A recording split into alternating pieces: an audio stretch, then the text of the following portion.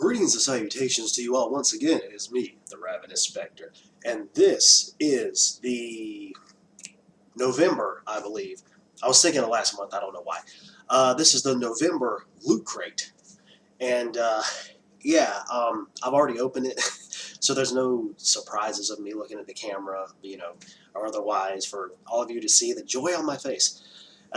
Basically, I didn't have time today to be able to create this video when I first got the crate because I was doing some other things and I had to go work out and I had to go do grocery shopping and blah, blah, blah, life and adulting. Yay, adulting 101. But anyways, because you got to eat, you got to work the stuff that you eat off of you, so you don't get fat, which I am fat, which I'm trying to lose weight. So Lord willing, that'll work out. At least I'm putting forth the effort. I already flipped the box inside out, so it looks really cool. I'll go ahead and get to it here. This is what it looks like. It kind of looks like a book, like a sealed book thingy here. You see that? That's pretty cool. I think that's actually from the Grey Wardens from Dragon Age, I believe. It's called Mythic Loot. That's the theme this month. As a matter of fact, it's really cool. It's one of my most favorite boxes that they've put out for sure. But I've already opened it. I already know what's inside, but I'm going to go ahead and show you guys anyways, obviously. And I thought it was a pretty cool crate. I really did. One of the things in here was Dragon Age oriented, and I was hoping that the T-shirt would have been Dragon Age oriented, but sadly it wasn't. It was actually Assassin's Creed, and it's actually a long sleeve shirt, as a matter of fact. I'm guessing maybe when it gets near the winter and fall months, they start to actually put out long sleeve shirts, I imagine. But that's cool, though. I have another long sleeve shirt now, which, hell, I could use another one, so I definitely got it for sure. But I'll go ahead and just start with the shirt first, so I can go ahead and have that one out of the way, since this is the first one here that I'm grabbing. And this is it. This is from Assassin's Creed Black Flag, I believe it is. I believe it's from Black Flag. Yeah, it's from Black Flag. To be quite honest, there's nothing on the back, by the way. It's just this. It's got the nice little black thingies there on the sleeves there. I know it's from the game, but I'm not necessarily sure where they got this design from. Well, I know it's the Assassin's Creed logo there, but I guess that must be like the eagle kind of thing, considering, with the Assassin's Creed hood and all that, with the eagle looking beak thing or whatever. But yeah, it's pretty sweet. I'll definitely end up wearing it when I feel like it gets cold enough. I don't know why I'm switching it around like that. I actually did have Assassin's Creed Black Flag, as a matter of fact, and I played a little bit of it. It was one of the first games I actually got on PlayStation 4, and as beautiful as it was and as cool as it was and open world as it was, I just couldn't get into the ship combat. That was the thing that pulled me off. I know a lot of people are like, oh, the ship combat is one of the greatest things that's ever been introduced in the Assassin's Creed series. Well, that's your opinion. To be quite honest, I hated it. I really did. I wasn't good at it. It irked me. And one of the main things that you're doing in Black Flag, from what I heard, is just leveling up your ship and going against other ships and things of that nature. Granted, apparently there is assassination missions and things that you'll take on as you go throughout the world to different islands and all of that, but I couldn't get into it, and I thought maybe Assassin's Creed Rogue would have been a different outlook on that, but apparently it's the same thing. Some people consider it to be like Black Flag 2.0, if you will. So yeah, I mean, oh well, maybe one day I'll kind of want to try it out again, if I probably read up on some guides or hear some tips from friends or see what they think about it, because I have a couple friends of mine that I know of that have the game and talk about how much they really like it. So yeah, but that ship combat, man, it was supposed to be one of those revolutionary things for the series, and while yes it was, for me it wasn't. I could not get into it to save my life. And the next thing I'm going to have here is actually a Castlevania 2 Lords of Shadow letter opener. I like this, though. I love the design of that, and I love how, it's all nice and tin, I guess. Yeah, if I can open it. It's a sword. I guess this is like the main sword that Dracula used. Oh my god, I dropped it. I stabbed myself and killed myself right in the damn chest. And you wouldn't have been able to finish the video, and it just would have kept recording. You have nothing but a corpse here on the video. But then again, how would the video upload? Because I can't upload itself. Ooh. Anyways, okay, that was that was stupid. But anyways, yeah, there it is. It's a letter opener. It's honestly pretty badass. I really do like it.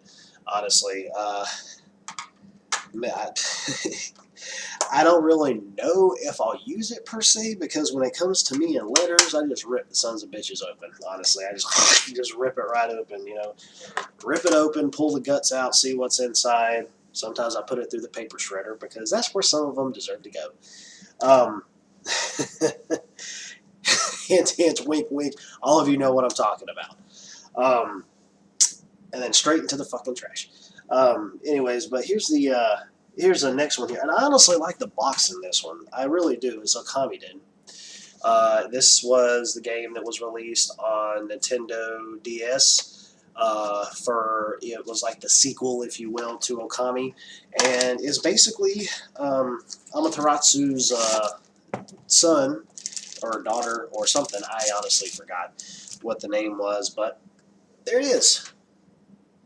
Really cool. I know it's kind of bright here because I got this overhead light and I got those lamps on and all that, but I got to have enough light here to be able to show it. See, that is just so freaking. That's just cute. It really is. And look on the bottom. You can see his butthole. Way to go, Capcom. Way to go. Well, I'm trying to see if I can give you guys a better look at it right there. But yeah, there he is. Opening his mouth wide. He gonna come eat your face. At least I think it's a male. I'm not sure if it's a male or a female. On the bottom, you can't really tell. But anyways, because we know Amaterasu was actually the goddess that was reborn as a wolf to be able to go and take on the darkness of the world. But yeah, that was definitely really cool. I really did like that. I'm probably going to end up keeping the box because I think the box is just really, really sweet. And the last thing that we ended up getting here was obviously Dragon Age oriented, since that was one of the things that was in the box. And that is Dragon Age: The Heroes of Thedas. They have a few different ones back here.